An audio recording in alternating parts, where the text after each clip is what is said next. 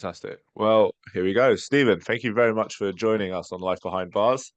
You are Thank actually you. the first person who is joining us overseas. So this is going to be very good. Thank you very much. Thank you very much for having me. Grateful for you asking me to be on this podcast. Seen the past two episodes and they were absolutely awesome. So it's going to be a good time for sure.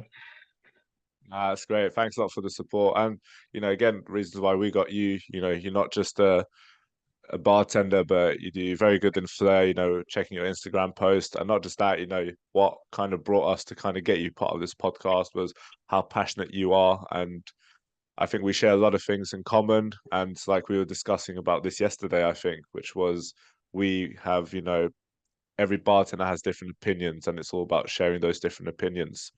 So again, Right. a big thank you for joining us. And I think let's just get straight to the point. So what kind of got you into the whole bartending thing in the first place? Well, we're back a little bit over 7 years ago. So I had a friend of mine who did the initiation course from EBS in Barcelona. And it was Okay. like just a local friend of mine from the area I was living in Belgium.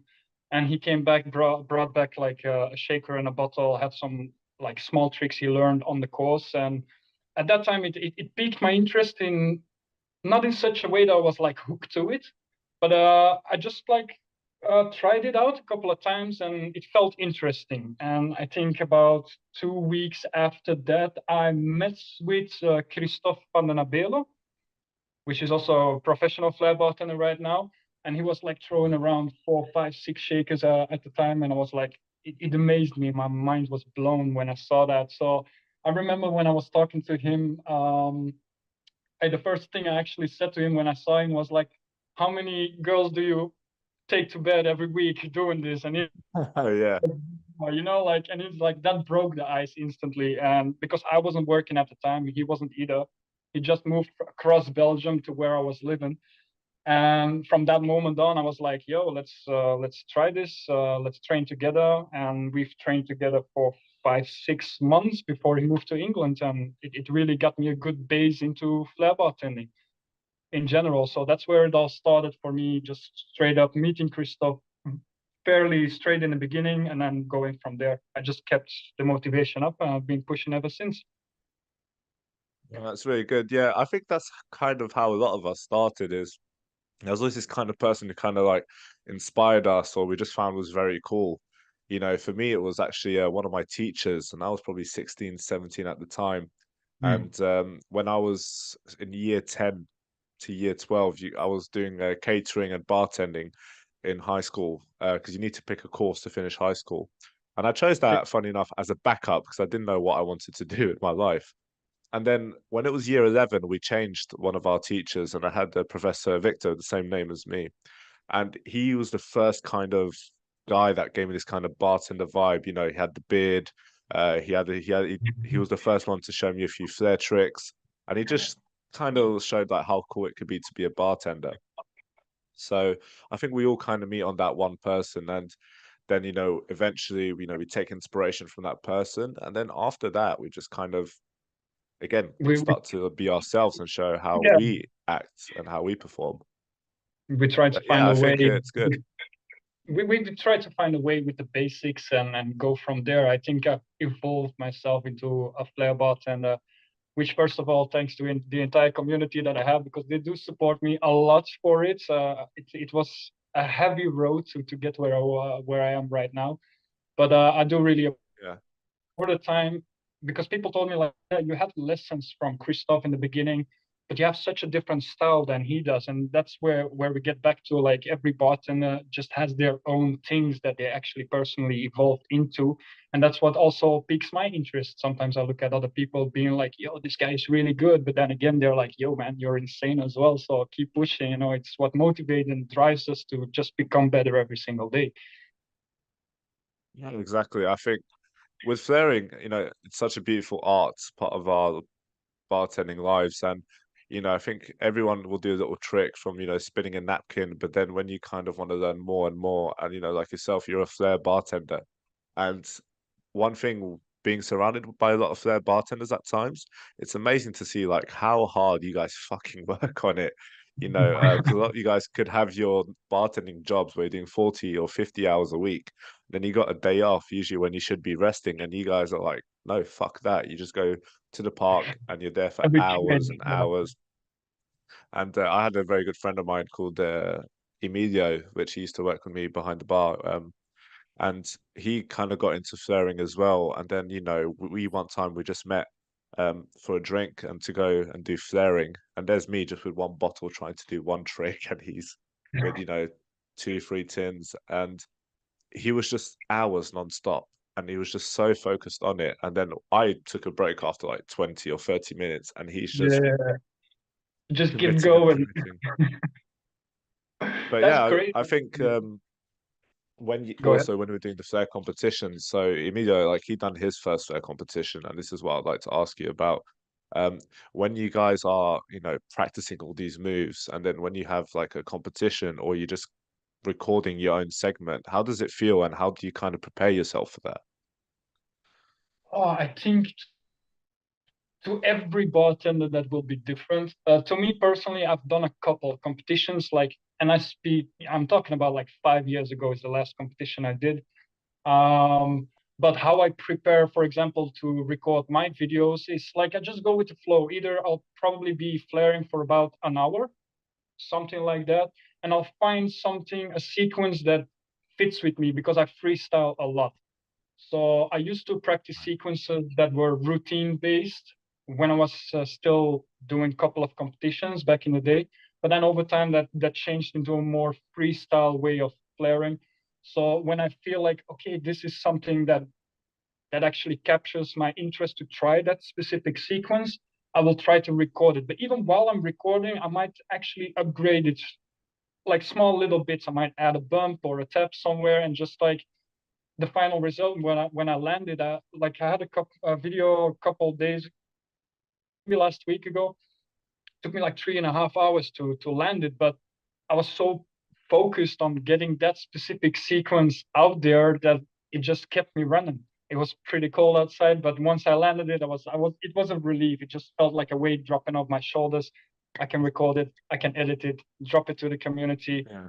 get the love, give the love. That's how it goes. Do you know what? And it's just so nice to see as well when, you know, a lot of bartenders are posting their videos and, you know, especially flaring, because flaring is really one of the most beautiful things to see, part of our bar community. And, you know, they'll see that 3 minute clip that you've done, but then they don't really realize that probably took hours and hours to do. And the It's behind the insane. scenes of it, you know, how many swollen fingers do you have? How many broken bottles? How many cuts? But then it's that entire effort, which is kind of like actors, you know, they're acting for like 200 days just to get a 1 hour sequence. And that's kind of what it is with flaring as well. I think you would agree with me on that. Yeah, I think can both relate that we've been at this point where we were trying something specific, whether it's for flaring or just like anything behind the bar. And we've been trying to practice it for so long. And we even get frustrated. I had moments I was crying like a little kid, just like, I got this. I know I got this. And then finally I have these people asking me like, yo, do you ever drop or break bottles? And most of the time I will reply like, I'm not a robot, no, I'm just a human Yeah, being like exactly. everybody else. Picasso didn't become Picasso, just make him one painting, you know what I mean? Or doing what he does. And it's crazy to me, like some people asking that question, because if they sing like they are not like Ed Sheeran from day one, it's insane. But at the same time, I understand where they're coming from. We're not robots, we're just human beings. I've broken a shit ton of bottles. I've hurt myself. I had cuts, bruises, bottles on the head. You name it. The list goes on. And I think that's for every specific thing that people want to get good at or great at. Let's say, they'll have that struggle and that hardship to just improve those tiny bits. Because in the beginning it will go really fast, but then the curve will flatten out, and you just have to really put in that time to make small improvements. And that's what how I say, like, separate the wheat from the crops, right? So I think it's really about the dedication you have for the thing that you do, whether it's flare bartending or anything else. I think that's the most important part. I like doing flare bartending, and you do like bartending and doing bartending in general. I see so many people just go hard. It motivates me. It gives me energy on a daily, for sure. no doubt. Yeah, no, yeah, I think you're right. We people don't kind of recognize that, in order to do it right once, it had to go wrong 100 times. I think when I started, for example, we'll see a bartender, like make five different cocktails at the same time, and they're like, wow. And then, I took a while to do that, and I was quite a slow learner, so I'd make sure I would try and try and try until I got it right. And you could be a bit dismotivated at times when, for example, something that took me 2 months to learn, all of a sudden this bartender learns it in 1 week. But everyone's Yeah, different as long as you keep putting the effort in. And you know, a lot of people, especially when I think I moved back to this restaurant where I was working, and when I had to go behind a bar and make cocktails, and they're like, "Wow, you're amazing! Like you've been in this for a long time." And then they feel so bad when they're making mistakes, and I'm like, look, you're not going to beat me when it comes to making mistakes. The more mistakes you make, the better you are. As long as you get to learn from them, that is really, really important. And when you also kind of mentalize that you're human, mistakes are going to happen. You can't just always feel bad or beat yourself up with it. That's You got to accept it. But the most important thing is learning from it. And I think as well, with the new, I call them post-COVID bartenders, is it can have to do a bit with this generation, but you gotta accept criticism as well. I was very heavily criticized when I started bartending in Portugal, and it was quite surprising when I kind of moved back to London.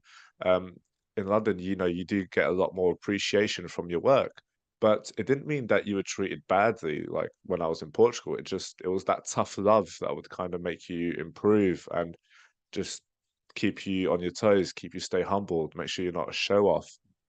My yeah, first bar team, they were like, I was the youngest. I was like 18 at the time, and the youngest after me was like 27 or 28. And then okay. the rest were like all in their 40s and 30s. So I was very, very bullied, like really bullied, but in a good way. And they really helped me be comfortable and kind of show that bartender personality because, we're probably the biggest jokers in hospitality, bartenders. We love to joke around. Facts, facts. I think for me as well, it has been a similar thing for me, where I ended up most of the time being either the sole bartender, because here in Belgium, most of the times we don't have barbacks. So we don't start as a barback. You start as a bartender, you do anything. You do whatever a barback does, but you're bartending at the same time. So you need to combine whatever you guys in the UK split by two, but you most of the time I think in UK it's like high volume. Everything is high volume. I've been working behind long bars. I've worked at a couple of salsa bars, which was pretty nice. I think that's the only place, a salsa bar I was working in, where I was working with multiple bartenders. So most of the time I was my own bartender. I was just doing things by myself, following the menus. I'm not a mixologist. Like I'm not super knowledgeable when it comes to like mixology and stuff like that. But over the general line, most of the people that I worked for, they were super happy with what I did. Try to keep everything neat, clean, and just get the orders out as they came. I think it also like made me in such a way that maybe I want to work with like maybe multiple bartenders and high volume and stuff like that. That's where I turned into like doing events. Super hype thing for me to do. Especially here in Belgium, we don't have that too much. Like Flair bars aren't even really that much around in the area. We have like maybe 4 Flair bars in the entire country, which is so weird because when I look at other places on the world, like Italy, UK, Spain, etc., it's like really like every street corner in between brackets again. But like I would like fit better in that type of environment where I can just be like going out and go to a Flair bar. Here I basically need to take 100-kilometer drive to see a Flair bartender, which is sad at the same time, but it's good. I'm trying to do a competition next year. I'm doubting myself whether which one is gonna be, but at the moment I got my eyes on Zante Flair Open in Greece, which is gonna Oh, be super awesome nice. there. To me, I think personally all gonna have a good time. It's gonna be just good vibes. A couple of days being there, enjoying ourselves, having a couple of drinks, just having that good vibe.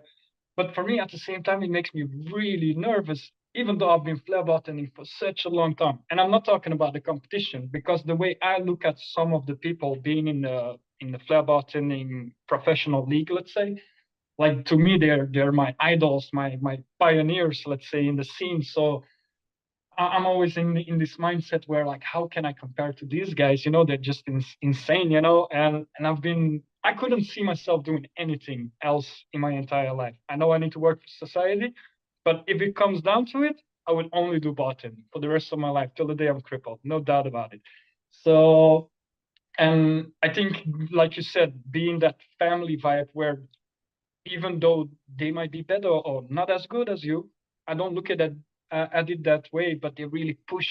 As I like, I have people being like, "Yo, you're really good. I like your style, stuff like that. You know, I see you, man. I'm like, keep going. You're grinding hard. You have a nice flow." Even though maybe they don't, like, it's just day one, let's say, but I just try to push them to become a better version of what they are at that specific moment. And I think for all the high flair bartenders being at competitions, doing the same thing for me or a lot of other people is just what keeps me from actually doing flair bartending. I wouldn't want it any other way to have that motivation and that dedication. It's like out of this world. You don't see it in any other community. No, Any other no, community, like absolutely. just in general. Yeah, but still, I completely agree. I think like I'm still kind of trying to find what exactly type of position of the bar that I really enjoy working. And I've done quite a lot of it, but to be honest, I think to this day, the one that gives me the most satisfaction is actually the managing side of the bar, because I think it's the influence you get to have. And I don't know, I just felt great, you being responsible for the entire of the venue, just from the bar side and then from the customer side. Because when I kind of got into the management, for me it was okay, you're throwing a party and people coming to your house are people you've never met. Now, you want to make sure it's a great party. So, what you're going to do, you're going to be on the door and you're just saying, yeah, it's £5 entrance, come inside. Like, no, have a laugh with them, have a joke. And then when you get to go downstairs and see how everything's going, talk to a few people. How's your night going? I'll go to the DJ. How's everything? I'll go to the security. Like, what do you think of the music? What do you think? Is anyone having a bit too, being a bit dangerous? You kind of get to worry about the whole aspect, and that's what gave me probably the most satisfaction. And also when you get to also develop bartenders, it's a great pleasure when you have someone who asks what goes inside the gin tonic, and then before you know it, a few months later, they're making a espresso martini, a Negroni, a mojito, a Long Island iced tea, and a Boulevardier all at the same time. And then my favorite thing is when you get bartenders actually that are very shy and they don't really say a word. And then 3, 4 months later, they don't shut up, which is great. I was exactly the same, and that's Yeah, why I me think it's too. very good as well. The bartending, your confidence just has a really big boost. And yeah, I just say just don't be afraid to make mistakes and just have fun. That's all it is. Is the mistakes that will get you where you want to be. If you don't make mistakes, you're never gonna learn, you know. So even for me, like and that's something really personal to me. Like I'm not shy about it at all. Like I've struggled with social anxiety for such a long time. That's also why I haven't done competitions in such really battling that aspect of my life. So, Yeah. and me as a medium, having social media to put myself out there and stuff like that, and getting all that support back of me be making consistent progress, let's put it that way, it's like it just fills my heart. I know that even though I'm battling this, and I had Flair camp just in October that just passed, and it took me a long time to manage to get the courage, even though COVID was in between. But aside from COVID, it took me a long time to find the courage to go there. And when I arrived there, I'd spoken with Tom Dyer, and he was like, "Yo, man, just give it a rest. Don't stress about it. Like just come over here. Like have a good time." So I went there, and absolutely, it was amazing. I think it's one of the best weeks I've had in my entire life, no doubt. Yeah, And well, just sorry to interrupt, but what year did you do the Flair camp? Was yeah, it I did this flare last camp this October? year. Oh, was Just it this year? Okay. in October, I did flare camp. So, and just being there surrounded by 40 other bartenders on different levels. And it was just so amazing because after I, I separated ways with Christoph, let's say, because he was going to England, I proceeded doing my flair bartending the way I was doing it. It felt like I didn't have anything to compare with besides the people that I idolized. So when I came to Flair Camp, I was like, okay, like I'm actually maybe not that bad as I thought because, like I said, I'm my hardest critic. It's always going to be like Mm. that. And I want to keep it like that because it pushes me to do better every day. But when I came there, I'm like, Yeah. yeah, maybe I'm not as bad as I thought I would be. And now getting all that support from people from Flair Camp and from the community, like, oh man, like the love. I could basically, honestly, like when I speak about Flair bartending in such a way like I'm doing now, my eyes just twinkle. It's like so passionate about it. It's and you as well, and Atos and other people coming on. First of all, on the podcast and seeing so many people doing their thing, it's just like I couldn't get enough of it ever. Period. Yeah, exactly. No, and this is why, I was saying to Atos, he doesn't really look at his following, but I mean, look at yourself. You've got at least 2,000 people following you, and then you got videos with thousands of views.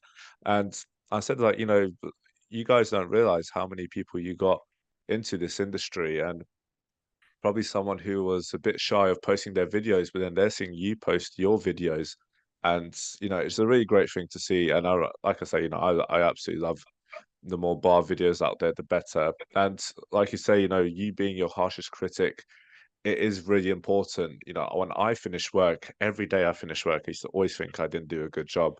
And even stuff that I used to finish work, I'm like, oh, did I do this? Did I do this? Or did I remember to do this? And then I'm like, have these little anxieties every day when I finish work.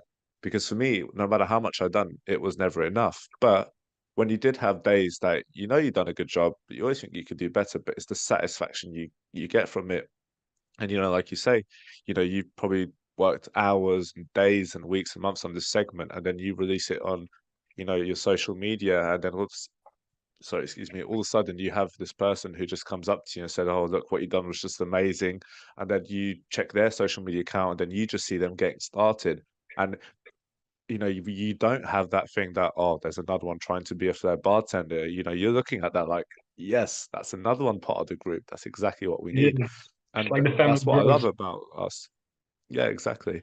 So, I think it's a really great thing that you're doing here, Stephen, and a lot of youth fair bartenders do, which is just you embrace the community, which is absolutely amazing to see.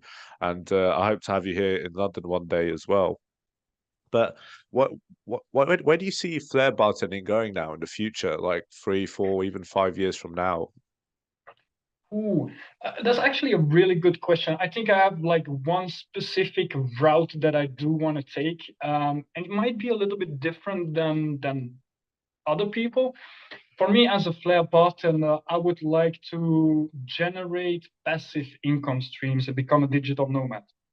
So, which means for the people watching, I want to travel the world, earn income, let's say 80% of online stuff that I would be doing, whether it's giving master classes, giving lessons through video calls, making tutorials, social media, merchandise, just name it, just to name a few aspects of what I would like to get myself really like incorporated into.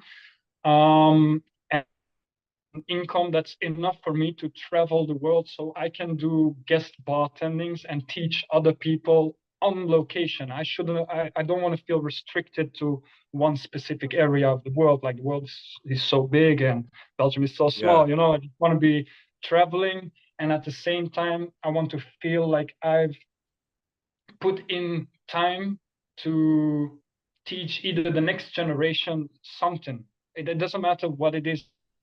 It could be anything else as long as I feel like I had a purpose doing it. I think that's the main line for me. Being able to travel related to bartending, maybe because that's what I love doing and I'm passionate about, and just get other people into what I'm passionate about. What we as bartenders are really passionate about. I think that's the main thing. Like that would be the epiphany for sure. yeah. Do you know, I think that's a really nice thing you said, and it's quite true. So, I don't know if you had it in the last podcast that I done with Sam, that I said, where do you think the future, of like bartending is going to be? And he said something that I disagreed with, which is he said well, he says worst case scenario, which could happen, that bartending might no longer be a job that is enough to pay the bills. And I completely disagree with that because our job is actually one of the oldest professions in the world, other than prostitution, maybe. But I think the minute, a caveman wanted to get something and he had like water, and then okay, give me a bit of that meat, and then I'll give you a bit of water, and that's already a bartending. He was free Yeah, pouring yeah, from day one. Um, but yeah, so I think that's a true thing. And I think, the bartender personality, the bartender vibe is growing more and more. There's this page I follow on Facebook that they post every day, and it's like a bartender from the Philippines, bartender from Indonesia, bartender, from Greece. It's just expanding so much everywhere and around the world, which is really great to see. And I think now when we kind of approach the future, more and more bars, what I like, they're no longer that mainstream. Like each bar has a different vibe to it. So I was with Antonio last week. He's going to be on the podcast. It's this absolutely amazing. He's a bar manager right now, but his knowledge is just ridiculous. And he looks like a what I love is super like nice the menu. Sorry. guy. He looks like a super nice guy. I've seen his profile. He has like 4 posts up. It Yeah. looks like real professional there. Yeah, he's like a bar legend, to be honest. And he was showing me the menu which he created where he works. And it's like based on a theme. And this is what I kind of love about these cocktails on these bars. They have these themes going through, that it's no longer you choosing the cocktail. It's almost that the cocktail is going to choose you, which, to Mm. explain to people who don't kind of understand it, it's like you're not picking the cocktails of now the ingredients you like the most. It's the cocktail that you're picking now is the one that feels more like your personality, because now cocktails in a lot of places now have a story. And again, there's a cocktail for everyone. It's been going on for years and years, and in 100 years, there's always going to be new cocktails, which is really good to see. And it's not just, again, the cocktail part of the bartending, it's you just going out. And this is a great thing as well. It's like you don't need to drink alcohol or just make alcoholic drinks to be a bartender. I know a lot of people that don't even drink and they're bartenders and they're bloody good at what they do. So it's something that's just open and accepted for everyone. And a lot of countries, like in the Middle East, where they prohibit the sale of alcohol, but they got very good bars there as well. So it's a really good thing to see. And I think as well, like, we all kind of got that inspiration, from the film Cocktail by Tom Cruise. And Yeah. I don't know if you feel the same, but I kind of feel like we need to get another bartending movie coming out. You know, it's been a Yeah, long actually we time. do. We do. Because like you said, the film Cocktail with Tom Cruise, it's like it's an iconic movie. Let's just put it that way. And to maybe make a new iconic movie, that would be like refreshing, let's say, like the new era, let's say. I think Yeah, that would be exactly. awesome, to be honest. Yeah. Yeah. One thing I really enjoyed about the movie Cocktail, which kind of as well, at least it's how I kind of felt it in the beginning when I got into bartending. I remember there was a scene where Tom Cruise is, they're working in the bar and they're all having fun, and then this old guy goes to him, and I forgot the other name of the guy.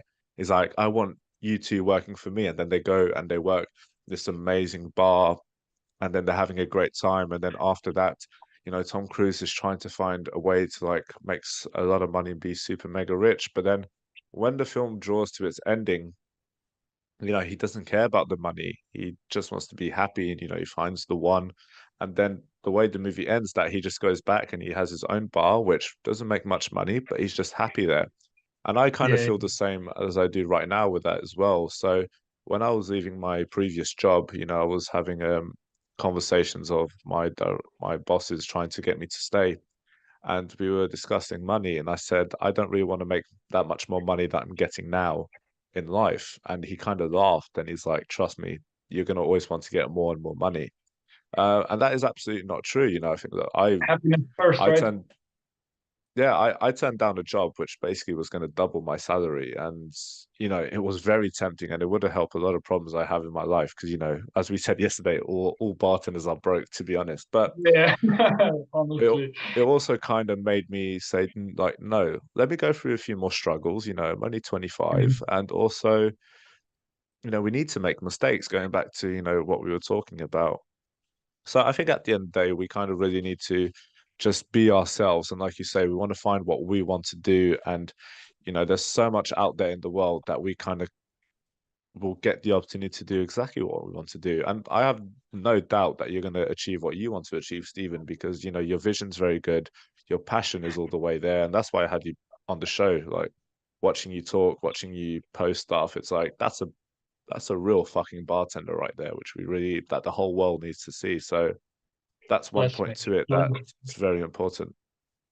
Oh man, even like honestly, like you saying that just touches my heart, man. Really, it does. Like I've Yeah. been putting in all this time, and like I said, getting all that love back and be able to give it back in any form or way I do it. I'm never gonna stop. No doubt, no doubt. It is just like thank you, man. No, no problem. I forgot to because I know I know what you're drinking, but the people at home don't. So I'm having a lovely plantation, which is the last drink I had actually with Samuel Poxon on the last podcast. And you've got a very fancy bottle. If you want to show everyone what you're having.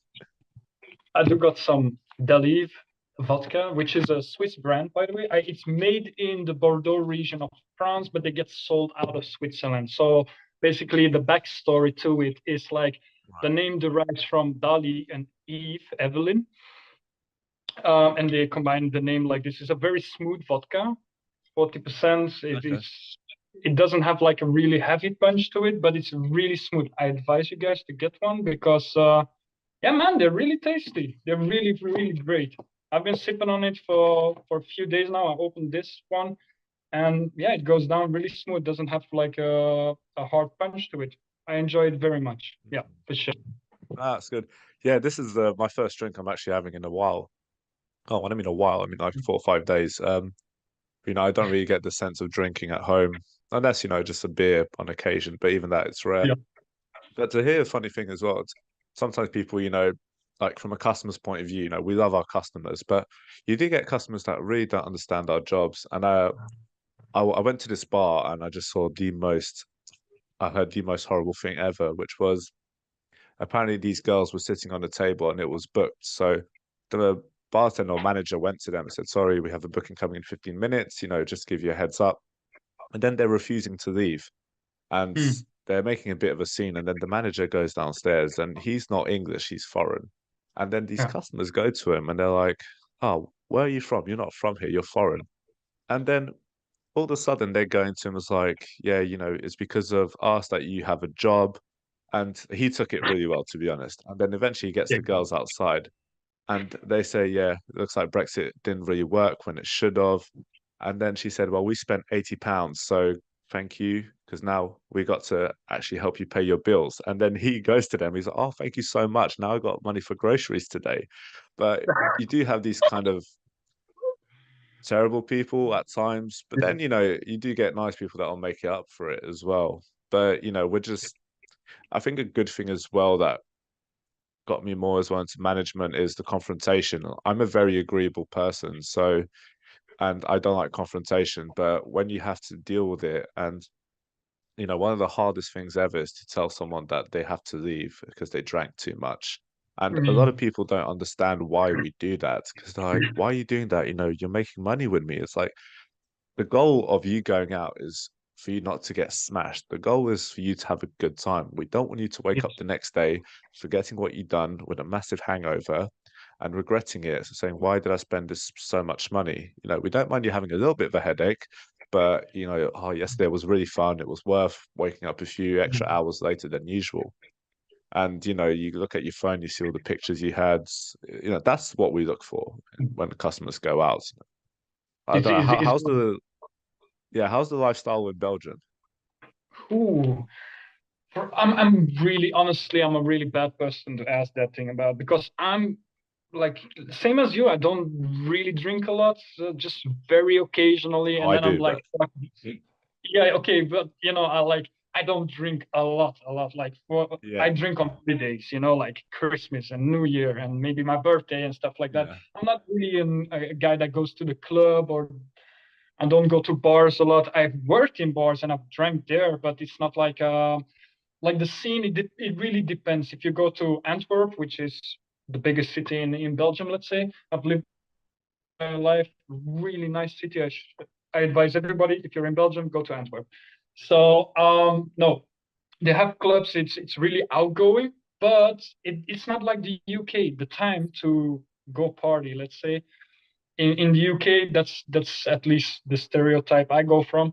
In the UK, it's like the bar opens at, let's say, 5, and then at yeah. 6 or like 7, it's like already packed with people, let's say. Really? Wow. So, Yeah. and here in Belgium, it's not like that. It's more or less like people will do a pre-drink at their house, maybe leave around 11 or midnight, go to the club, go to the bar, you know, and it just like the intensity of the night, it builds up gradually. Like in the beginning, it's just very lay low, Okay. doing your thing, and around midnight, 1 o'clock, everybody's like pouring in, and it's really like going 6 in the morning.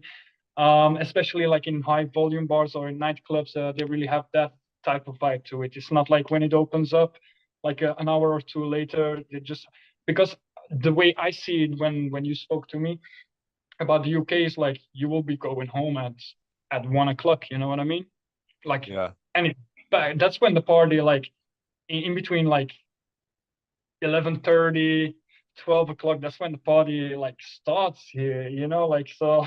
For me it's the same thing. When I do go out, it's probably going to be around midnight that I'm actually going there, doing some pre-drinks at a home party or anything like that, and then just go there, drink some cocktails. Even at a cocktail bar, I would like go later on the evening. I'm not an early bird when it comes to Right. that.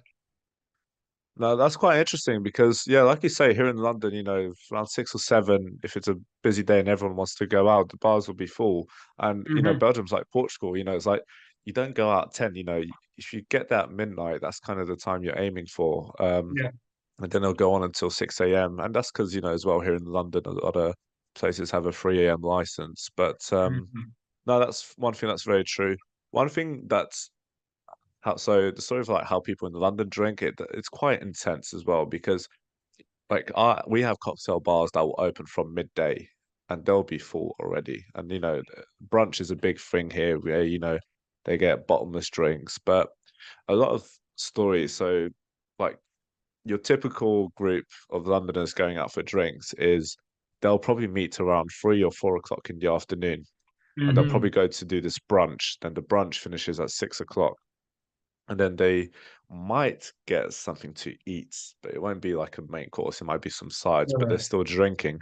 And then Hmm. they're okay, let's go now to this bar because happy hour's finishing at 8 o'clock. And then they're 8 drinking, o'clock, and then yeah. it's 8 o'clock.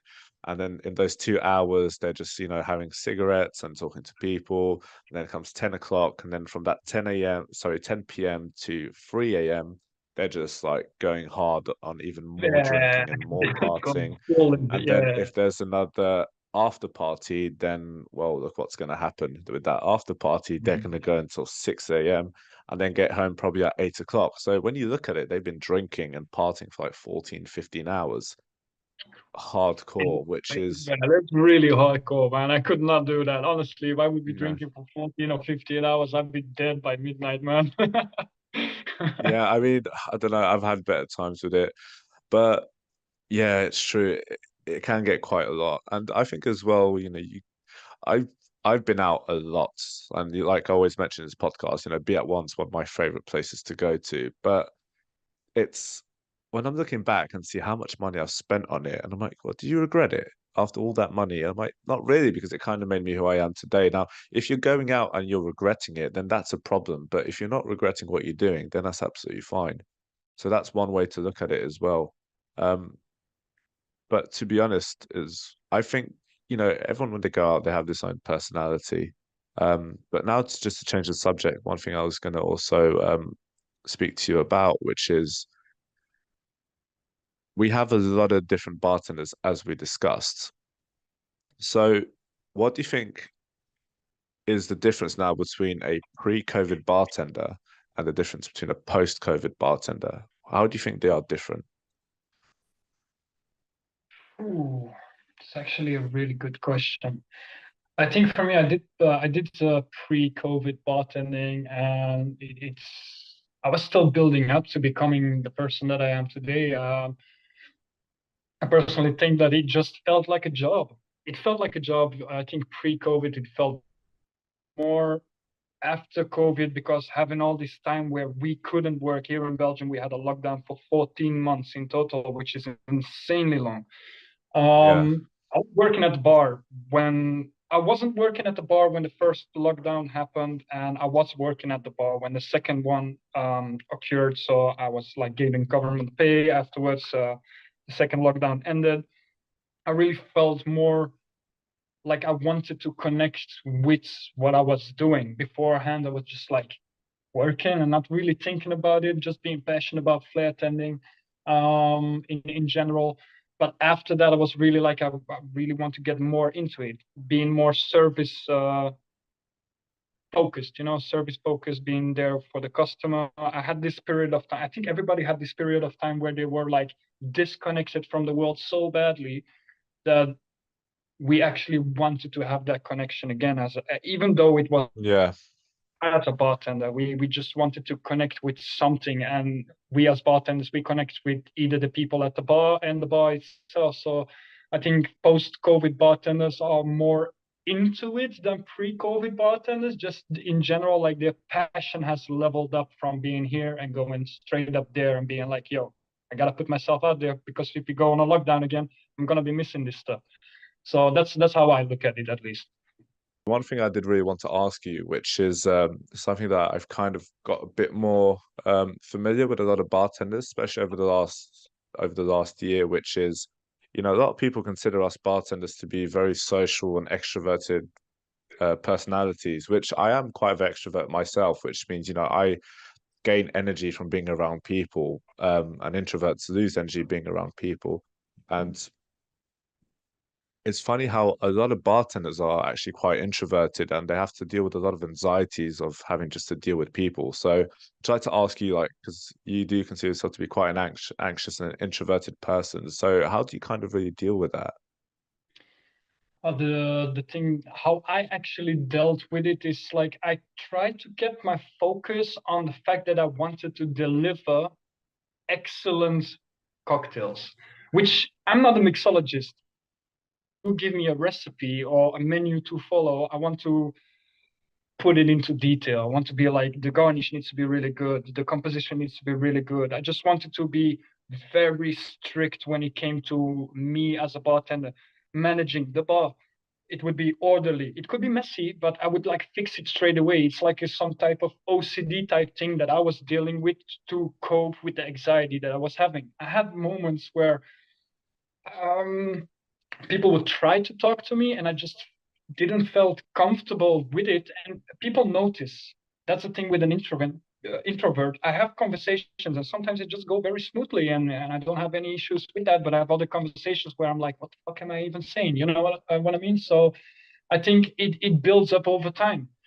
It's something you just got to push through. I've had 5 years of battling my anxiety, and from point A to now, let's say the present day being point B, I've had that I needed to overcome to be where I'm at. People perceive me on social media as a very extroverted person because I'm so passionate about what I do.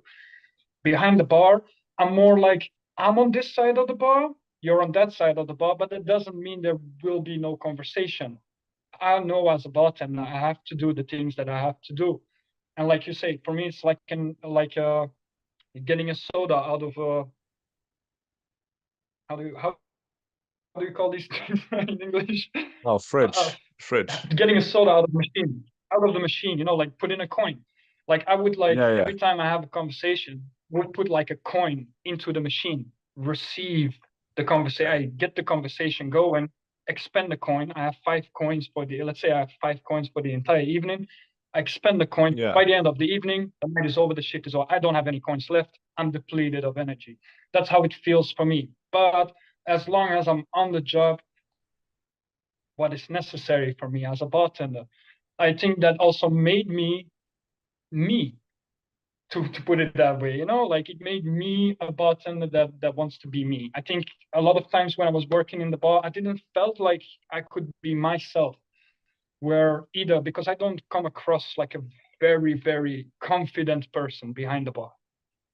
firstly. So most of the time people would doubt my experiences or the things that I've learned, etc. Whether I'm certified or not, it wouldn't really matter. They would just be like, oh, you have a couple of years of experience, but then they would ask me questions about like making menus and stuff like that, ask that information, but then not implement anything. And I felt like really bad about that. It didn't really help on the anxiety part because I was just like, yo, I know that I can do this stuff, but it just doesn't radiate from me like some extroverts do. They'd be like, oh, they're all over the place and people really connect with them, which gives them an edge. But towards the service, I think whether it's an introvert or an extrovert on that level is the same. The service needs to be really Yeah, good. Whether 100%. whether you are a chatterbox or not, it doesn't really matter. The survey needs to be on point. If you're just very professional with it and you're like, enjoy your drink, have a good day, like enjoy yourself, and you just tend to go back to the bar or whatever, or they're sitting at the bar, or you're a chatterbox and you'll be like having this entire conversation about whatever. I think in the end, it all comes down to how they perceive you as a bartender. You need to be feeling yourself, and the client will perceive you as that specific person. It will give you that thing that makes you you to them, Yeah. to the client. No, I think that's a very, very interesting point. I'll tell you what, the way you said as well about the coins, which is kind of like your energy marks, that's very, very interesting to hear because I've known a lot of people that quite like that as well. And, I've worked with the most extroverted and introverted, but they're kind of, like you say, as long as the service is there, it doesn't really make a big difference. And I think we're always quite very introverted when we start like a new job, for example. So I remember like when I joined my first cocktail bar, and the manager working there used to go to the restaurant where I was working and just get coffee. And I asked him just to see how I was working and how I can improve. And he's watching me work. And, I was like my first day, so I'm very shy. I'm not really talking to anyone. And Yeah. we went for a drink afterwards, and I was like, "Okay, so what do you think? What can I improve on?" And he went to me. He's like, "Well, the way you're working behind the bar, I didn't see an issue with it. The thing you need is confidence." And it's interesting because the confidence he was talking about wasn't the confidence to be loud and just talk and talk and talk. It's just having confidence in what you're doing. It's grabbing the shaker with like confidence. It's shaking the cocktail with confidence. And, Mm. you could be introverted or extroverted doing it. So I think that's also quite an important step you need to go through. And I think when as well, with our anxieties, like we mentioned previously, I get my anxieties really come from thinking I didn't do a good job. And when it when you do get praise, and I don't know if you feel the same, but right now, before when I started, I used to be quite I'm trying to find the right words. Like I wanted to get praise for the job I done because I wouldn't get much praise for when I started in bartending. And I kind of was always dying to hear someone saying to me that I'd done a Mhm. good job. And now when I kind of get it, and like I've had people come, "Oh, you're the best manager I've ever worked with," or you kind of don't know how to react to it. And I Mm. do kind of get this, I don't know, it's this weird feeling you get. I mean, it's nice to hear it, but you just don't know how to react to it. But I think it's also depends on what you're getting complimented on. So if someone's going to give me a compliment about my flair, it's like, well, that's because you haven't seen Flair bartenders. But yeah, kind of have like anxieties at work, and it is very difficult. And I think also when I talk to a lot of people that like you and me, we kind of found of what we would love to do for the rest of our lives. And when you meet a lot of people that are still in their 20s, they could be in their 30s or even 40s, and they still don't know what they want to do in their lives, which is absolutely fine. Like everyone's got their own time for things, but sometimes people think that you wake up, you want to be a bartender, you want to wake up at 7 a.m. and do this. But in my experiences, not really the whole time. I remember when sometimes I would be working in a bar and it's something that I did want to do, but I didn't have much motivation to do it at times. So there'll be times I remember I used to just like get my headphones and then put on my phone motivational videos just to kind of pump me up to do this. And I think sometimes when people do discuss and they talk about their experiences, some of them can be true, but a lot of times it's like I hear people say, and it's like, yeah, I always wanted to do this, and I was focused 100%, and I was doing this until 5 in the morning, and then wake up at 7 in the morning, and it's like, I don't think you're being 100% honest. And for me, the problem with that is then people who want to kind of be like you, they think that this is how you should feel the whole time, that you should always feel motivated, that you should always feel. It doesn't happen. You need to motivate yourself a lot. Mm. Like okay, example, like Thursday, I was feeling on top of the world, really happy with what I was doing. And then on Friday, I really felt really, really low. And I didn't really have reasons to, but I just felt very, very down. And, I think the whole world needs to kind of realize is that you are not alone going through this. And, to the point of the anxiety as well, it's a lot of people will say, oh, I can't do this, I have anxiety. And it's like, you're absolutely right, but everyone has anxiety. Now, you kind of need to see can you battle through it? Can you push through it? Or are you just always going to try and be the victim? Because if you're going to always Yeah, try and be a victim, it's really not going to work out for you. And not at all. I think for being me the victim is personally, terrible. I think like I've been struggling with anxiety, and I have this a motto that I really enjoy hearing. Like if you tell yourself you can't, you're right. If you tell yourself you can, you're right. You see where I'm going? Mm. So Yeah, yeah, exactly. it's all about how you perceive. I'm like I've said to myself a million times, like I cannot do this. This. We make so many excuses as to why we can't do specific things. But at the same time, if you like change the psychology on that, and you'll be like, I can do this because this, and then you like pinpoint yourself towards where you actually want to go, no matter what it is. Then you actually start over time. And like you say, it's not every day. Some days I'm really depressed. Let's say I'm really depressed. I don't know where to go. I don't know how to act, etc. And other days I'm super energetic, and people are like, "You're not introvert at all," which I Yeah. get. But every day is a new challenge to just put yourself out there. You don't have to. I think like people should take it as a grain of salt. Like Mm. sometimes you just take the entire canister of salt and you just be like, yo, this day is my day, and I'll just take the entire box.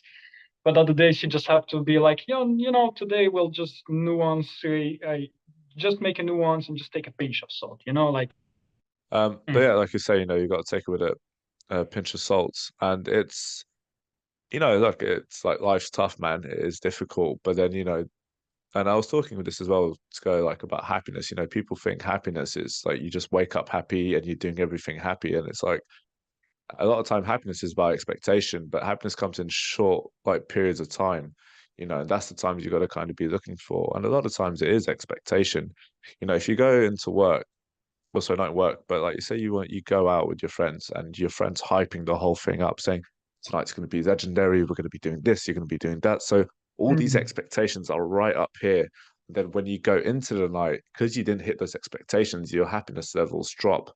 But if you just have someone says, yeah, we're going to go out and we'll just see whatever happens, those really turn out to be the greatest nights. That's why a lot of times your best nights are the ones that are not planned. Um, but as well, like going forward, I think, it's something that we all got to deal with, not just bartenders, but everyone else in the world. And I think, we'll all find a way that we can achieve it. Oh, sorry, I got you back now. yeah, And yeah, being the like, way it yo, comes. love you. I know.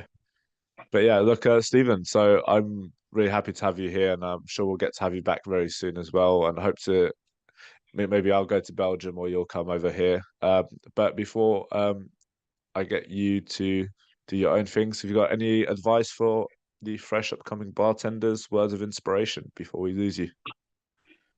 Word of inspiration to all the new bartenders trying their first bars, their first events, their first club, their Flair bar experiences like that.